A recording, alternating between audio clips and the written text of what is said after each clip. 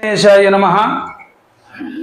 మచిలీపట్నం బుట్టాయిపేటలో అత్యంత ప్రాచీనమైనటువంటి దేవాలయం 1772వ సంవత్సరంలో స్వయంభూగా ఆవిర్భవించినటువంటి శ్రీ చిట్టిపిళ్ళారయ్య స్వామివారు.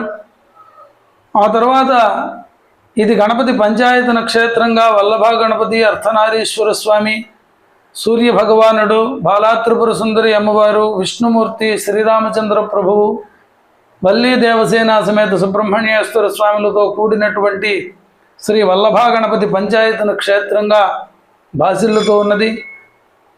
అత్యంత పురాతనమైన ఈ దేవాలయం శిథిలావస్థకి చేరుకున్నటువంటి సందర్భంలో భక్తులందరూ కలిసి కాండ్రేగుల జమీందారు గారి యొక్క సంస్థానంలో జరుగుతున్నటువంటి ఈ దేవాలయాన్ని ఆ యొక్క కాండ్రేగుల వారి యొక్క సంపూర్ణ సహకారంతో, భక్తుల యొక్క ఆర్థిక సహకారంతో 2015వ సంవత్సరంలో కుంభాభిషేకం నిర్వహించుకుని దేవాలయాన్ని పునరుద్ధరణ గావించి కాంచీ కామకోటి జగద్గురువులు శ్రీ శ్రీ శ్రీ జయేంద్ర సరస్వతి మహాస్వామి వారిచే కుంభాభిషేకం నిర్వహించుకోవడం జరిగింది. అక్కడి నుంచి ఈ పాల్గొన మాసంలో వైభవోత్సవములు జరుపుకోవడం ఆనవాయితీగా వస్తోంది. ఇది 11వ వార్షిక వైభవోత్సవములు. ఇందులో శంకర భగవత్పాదాచార్యులు వారు చెప్పినట్లుగా పంచాయతన దేవతా పూజ చాలా విశేషంగా చేయడం జరుగుతుంది. దాంతోపాటు శతచండీ యాగం, నక్షత్రపూర్వక నవగ్రహ యజ్ఞం కూడా జరుగుతుంది. 9వ తారీఖు మార్చి నుంచి 15వ తారీఖు మార్చి 2026వ సంవత్సరం ఆదివారం వరకు ఈ కార్యక్రమాలు జరగబోతున్నాయి. దీంట్లో ఈ సంవత్సరం జరిగేటువంటి విశేష కార్యక్రమాల్లో శతచండీ యాగం, నక్షత్రపూర్వక నవగ్రహ మహాయజ్ఞం విశేష కార్యక్రమాలు అయితే ప్రతిరోజు ఇప్పుడు 9వ తారీఖు సోమవారం నాడు ఏకాదశ వార్షిక వైభవోత్సవాలు ప్రారంభం. గణపతి పూజ, గోపూజతో ప్రారంభమై 121 రుద్రాలతో మహారుద్ర అభిషేకం, రుద్రహోమం ఒక కార్యక్రమం. 2వ రోజున మంగళవారం రోజున సుబ్రహ్మణ్యేశ్వర స్వామి వారి యొక్క అభిషేకము, అర్చన, సుబ్రహ్మణ్య హోమం, మన్యు సూక్త హోమం, ఆంజనేయ స్వామి వారికి అభిషేక కార్యక్రమాలు.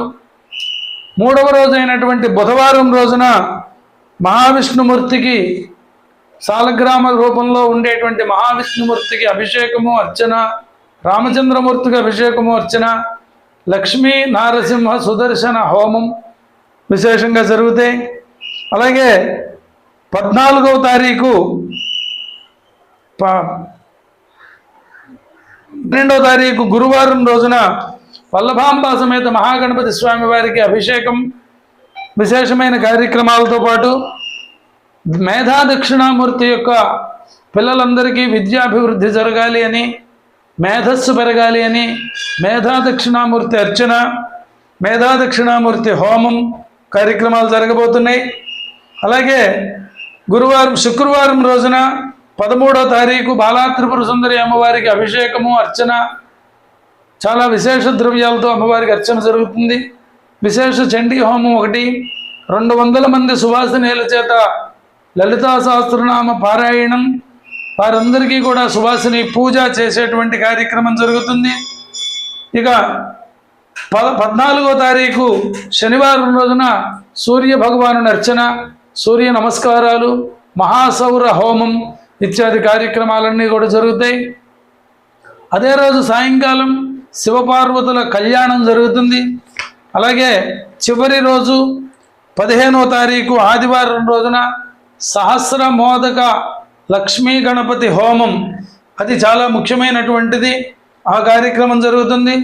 27 నక్షత్రాలు, 9 గ్రహాలు, మృత్యుంజయ హోమం, ఆయుష్య హోమం, నవగ్రహ యజ్ఞం పూర్ణాహుతి, శతచండీ యాగ పూర్ణాహుతి, సహస్రమోదక గణపతి హోమం పూర్ణాహుతి కార్యక్రమాలన్నీ కూడా ఆదివారం 15వ తారీఖు జరుగుతాయి. ఆ రోజున సుమారుగా ఒక 2000 మంది భక్తులకు స్వామివారి యొక్క అన్నప్రసాద వినియోగం ఉంటుంది. ఇక్కడ పుష్పయాగ వైభవోత్సవం, స్వామివారిని పూజలలో కూర్చుండబెడితే భక్తులందరూ వచ్చి స్వయంగా స్వామివారి పాదాల దగ్గర పుష్పాలతో పూజ చేసుకునేటువంటి మహత్తరమైన అవకాశం పూర్ణాహుతి అవగానే ఉంటుంది. ఈ కార్యక్రమాలన్నింటిలో అందరూ తప్పనిసరిగా పాల్గొని స్వామివారి యొక్క దివ్య కృపా వైభవానికి పాత్రులు కావలసినదిగా భక్తులందరికీ తెలియజేస్తున్నాం. శ్రీ గణేశాయ నమః.